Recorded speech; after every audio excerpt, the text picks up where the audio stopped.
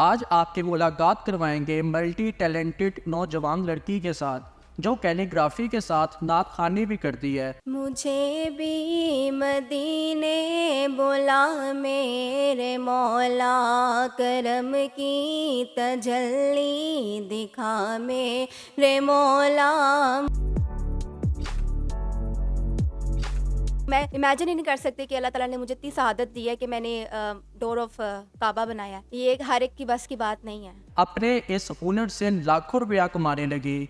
आखिर ये हुनर कैसे आया और किन मुश्किलात का सामना करना पड़ा, जानिए इस वीडियो में। मेरे साथ इस वक्त एक ऐसी लड़की मौजूद है जो मल्टी टैलेंटेड है, ग्राफिक डिज़ाइनर भी है और नाजरीन आपको ये भी बताते चले कि पेंटर भी है। मल्टी टैलेंट रखने वाली एक लड़की मेरे पीछे जो आप ये मनाजर देख रहे हैं, खूबसूरत पेंटिंग के, कैलीग्राफी भी है।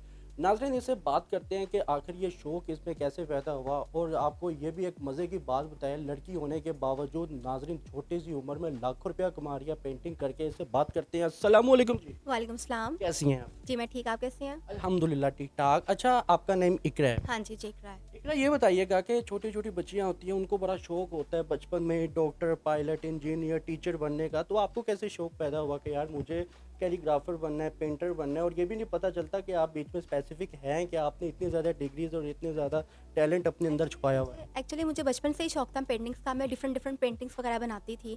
तो फिर जब मैंने आईसीएस के बाद मुझे इंटरेस्ट हुआ इंटीरियर डिज़ाइनिंग में।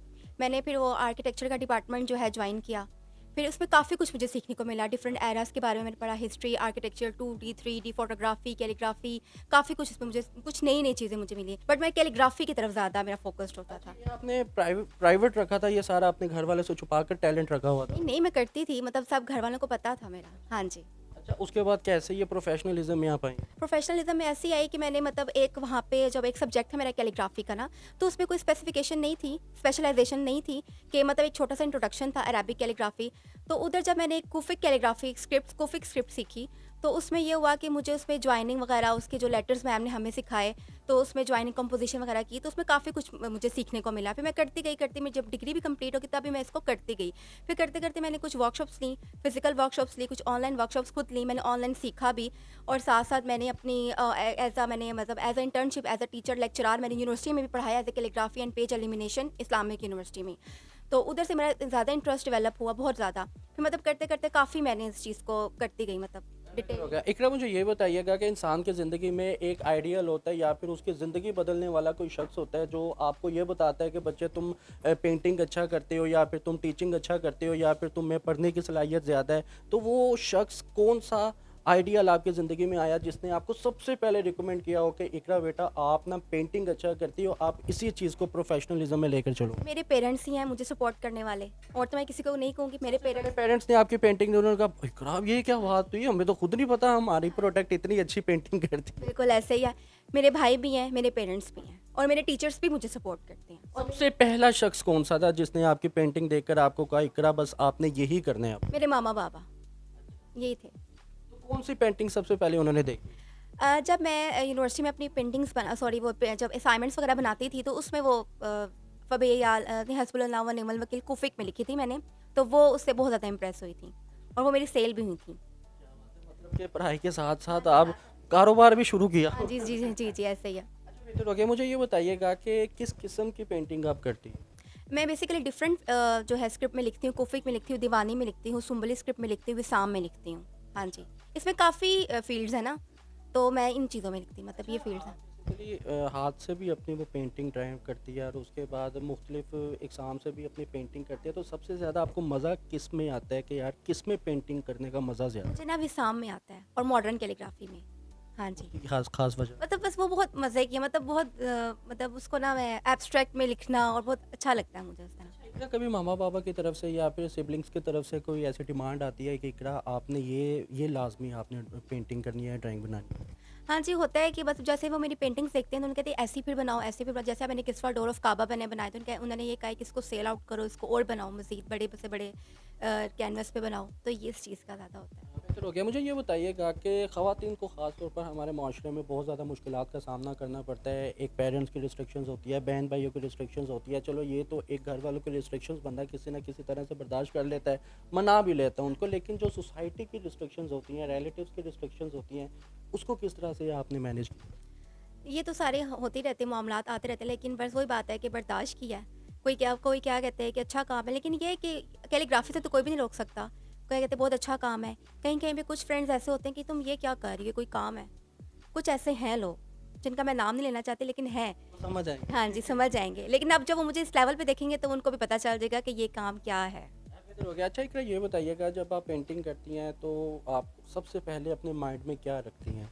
माइंड में ये रखती हूँ कि अगर मैंने कोई पेंटिंग करनी है तो ज़ाहिर बात है, जो एक पेंटर होता है वो स्केच बनाता है कि आपने कौन सा कलर थीम यूज़ करना है, कौन से। पेंटर में एक शायर भी छुपा होता है जो इमेजिनेशन अपने अंदर रखता है। नहीं, इस तरह का तो मैं इतना नहीं सोचती, लेकिन ये है कि बस मैं करती रहती हूँ, बस कुछ ना कुछ करती रहती हूँ। मिक्स। सबसे यूनिक आपकी जो सी कैलीग्राफी या फिर कोई पेंटिंग, सबसे ज़्यादा यूनिक चीज़ क्या आपने बनाई आज तक जो आप देख के खुद हैरान होगी, हाय मैं बनाई? जी, बिल्कुल, किस्वा डोर ऑफ काबा मैं 2 दफ़ा बना चुकी हूँ। एक मैंने घर में लगाई है, 3x5 का साइज़ है, और ये जो आपके सामने है, जो स्क्रीन पे नज़र आ रही है, 3x4 का साइज़ है, ये है मेरे लिए कि मैं इमेजिन ही नहीं कर सकती कि अल्लाह ताला ने मुझे इतनी सआदत दी है कि मैंने डोर ऑफ काबा बनाया है। ये एक हर एक की बस की बात नहीं है। प्रोफेशनलिज्म में जब से आप अर्निंग कर रही है तब से लेकर अब तक कितने साल हो गए आपको? मुझे बेसिकली 4 टू 5 इयर्स हो गए हैं। हाँ जी, ज़्यादा प्रॉपर्ली। लेकिन जब पहले तो सीख रही थी ना, करती रहती थी कुछ ना कुछ, तो ये चीज़ है। इकरा आप सच सच बताना है कि कितने का आप कमा लेती हो?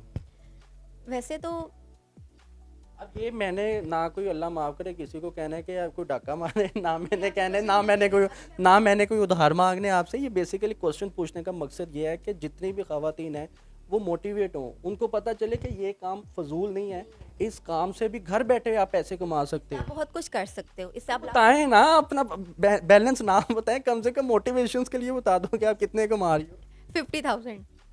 रोज के हाँ जी। या 1 घंटे रोज़ के में? नहीं। ये अभी आपने हाँ जी कहा, ये गलत है, ये अभी आपने हाँ जी। ये कट ना कीजिएगा, ये लाजमी जूम करके बल्कि हाईलाइट में ये लगाएगा। नहीं, नहीं, नहीं, ऐसी कोई बात नहीं है, मतलब कर शर्मा रही है ना आप, फिर आप कह रही हैं कि बस पता ना चल जाए। नहीं, नहीं, ऐसी बात नहीं है। जी, जी। अल्लाह पाक आपके काम में मज़ीद बेहतरी लेकर। इकरा ये बताइएगा कि हमारे माशरे में जो ख़वातीन काम करना चाहती हैं लेकिन उनको सपोर्ट नहीं मिलती घर वालों की तरफ से, माँ बाप पेरेंट्स, अगर उनकी शादी हो गई है तो हस्बैंड या इन लॉज की तरफ से रिस्ट्रिक्शंस बहुत ज़्यादा है और इन चीज़ों का बहुत ज़्यादा सामना करना पड़ता है, तो ऐसी ख़वातीन को क्या करना चाहिए? उनको ये करना चाहिए कि अपने पेरेंट्स को मनाएँ, उनको बताएँ, उनको बाकियों आर्टिस्ट के उनके बताएँ कि वो क्या कर रहे हैं, इस फ़ील्ड का कितना आपको स्कोप है, कितनी एप्रिसिएशन मिलती है। कैलीग्राफ़ी कुरान पाक है ना, इसमें तो कोई शक नहीं है।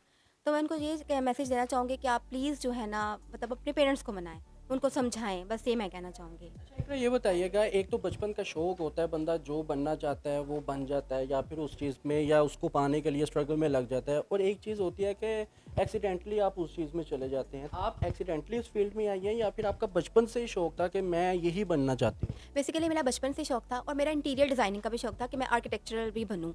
लेकिन ये था कि मैंने अपनी लाहौर में मैंने एनसीए में आना था, लेकिन वहाँ पे मैं मतलब वो दूर था, पिंडी से दूर था, तो मैं अकेली थी, तो मामा जो है ना अलाउ नहीं करती थी कि मतलब हॉस्टल में रहना, आजकल के हालात नहीं ठीक।